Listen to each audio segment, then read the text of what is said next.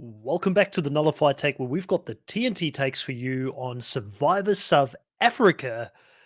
I don't know what the season's going to be called, but some have called it an All Stars, some have called it a second chance season, and we have had some great news drop this week. Obviously, there's a lot of Survivor content going on worldwide at the moment. We've got Survivor Australia or Australian Survivor that is playing at the moment, and also Survivor 42 that's going to start this week. But in the midst of all of this, we got bombshell information dropping from none other than Inside Survivor. Redmond has given us a little bit of a list here on who's potentially going to be back for this next season, which was very interesting. I think a few people were surprised by some of the names that came up. And what I'm going to do in this video is I'm going to talk about the biggest snubs, in my opinion, from this season. Like, who am I shocked not to see come back? But let's have a look here really quickly at the article that dropped this week on Inside Survivor. Go check out the channel yourself. It's InsideSurvivor.com. I'm sure most of you guys are across it.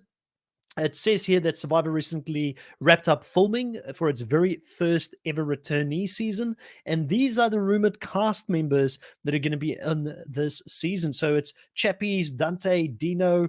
You guys can go and have a read here through this. I'm going to do another separate video that will go into more detail about the cast members that's coming back and my early thoughts in regards to the cast members themselves. But for this video specifically, I do want to talk about the people that I think were completely snubbed this season that I am shocked not to see return and come back this season. So the very first person for me that I'm extremely shocked not to see come back this season is Vanrae Uber. Vanrae is a massive fan of the show. He played an extremely good game in the Philippines where he pretty much ran the strategy as far as we as viewers were concerned for the whole season. And I think most people that season thought that Vanrae was going to win that season and that he would be one of the most dominant winners we've ever seen in any franchise of the show. He was really good at finding idols. He was good at managing and directing an alliance to do blindsides. I mean, Tony's blindside comes to mind. And again, you know, on that cast list of who we're going to be seeing come back this season, Tony is on that cast list. So have the producers missed out on a massive opportunity here to get a Vanrae versus Tony head-to-head clash that I think we as fans would have loved to have seen?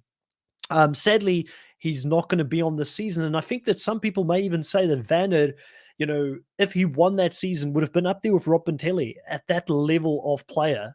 So very shocked not to see him come back this season. The second person here that I am really shocked not to see come back this season is going to be Santoni Engelbrecht. Santoni is a fan favorite from last season. She didn't win the fan favorite Chappies, but still she was up there. She was very close to Chappies in that alliance.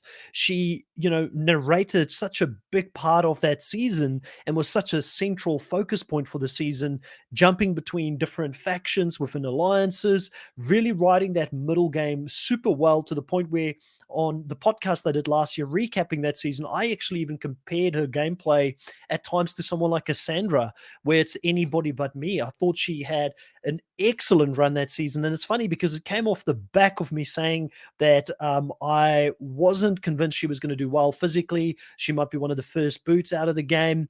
I rated her quite low on my draft picks for that season, and I completely changed my mind on Santoni as a player. She would have been a big target probably coming back this season just because of how she played that game. But still, you know, how is Chappies going to do without any Santoni or Anesu help here this season? It's going to be interesting to see because he is the only returning player from Immunity Island in the Merge tribe. So this season, for those who are not aware, is going to be a pre-merge versus merge season. So that's going to be interesting in itself to see how that will play out this season. I like the theme. I like the idea of it. But again, Santoni's not there. Very surprised not to see her there. And I'm wondering if it is because she couldn't make it and if she had other things in the schedule, like who knows. Number 3, Karan Naidu is not going to be back here this season. And Karan very much as the Vanner of Immunity Island. I mean, I don't think the edit gave Kiran enough credit throughout the season to really show how much control he had of the strategy side of things, but he very much ran that original Vuna alliance. When they got to the merge, they got rid of Marisha. I think he was pretty much instrumental in making decisions. Now, obviously, Tyson is another person I could have added to this list who was his right hand person. But, I think that out of the two, Karan was the one who really was the mastermind. And, it was interesting to see Karan last season have the great relationships that he had across the board with people from different alliances, getting them together. People always felt like they could work with Karan, and he only got found out towards the end here in the final four. Um, very similar final four, final five. I can't remember, my memory is not that good, but he went deep, and him and Vanner to me are both very similar kind of players. And by the way, I know I'm jumping back and forth. Vanner was also removed from jury that season, so he really deserved another chance here from the producers to come back and play. But yeah, I'm very interested to see that we don't have Karan on this season. Again, a mastermind strategist that we're not going to have the opportunity to play in the first returnee season. Number four, someone that I've always, on every podcast where I talk about Survivor South Africa, I give a lot of credit to this player where sometimes people love him or hate him. I know he was a fan favorite that season and he was in the Island of Secrets. He was in that top three, but Jark Burger does not get enough love. Like, I mean, the guy is a super fan. He's watched all the shows. He knows the strategy. He can find clues and advantages. He uses it in a creative way. He knows how to do fake outs with idols. The guy's a player. And, that scene between him and Steffi, where he lied to Steffi about playing that he was going to play the idol, and then he didn't do. He faked it out, and Steffi completely went off on him. I think we're missing the opportunity to see Steffi and Jark back on the same season, and it would have been interesting to see how they work together and if they could work together this season. I think we're missing out as an audience on that potentially happening this season. And the thing with Jark that I really always appreciated and loved is that he's, for most part that season, played from the bottom, and he did so really well to get as deep as he did in the game. I would have loved to have seen if he could replicate that or even go one better this season and potentially get into a strong alliance where, in his mind, he was in a strong alliance in that season, but he didn't know he was always at the bottom.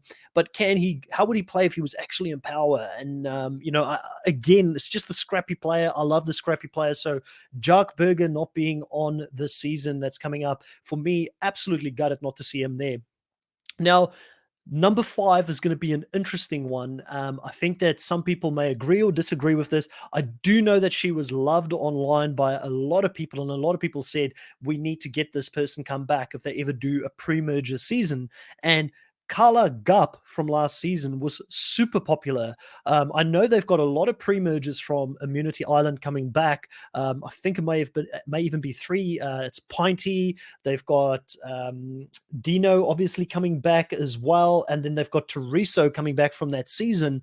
Now, I don't know. Like, I mean, Dino, solid pick. We'll talk about all of these different people that are going to come back in the other video that I'm going to do. But, again, Pinty and Teresa getting a nod before Carla, maybe even Teresa. Like, I love Teresa. I've spoken to her before. Such a nice person. And me saying that these five players should have been on and not some of these other players has nothing to do with the players that did get on. I mean, I'm going to support and love this season regardless. I'm a South African, so I will always support the local franchise. But I would have really found it interesting to have Carla come back. I mean, she betrayed Pinty last season as well. So how would that have played out? Could Pinty work with her this season? I don't know if she betrayed her so much, but she was the mastermind behind getting Pinty out of the game.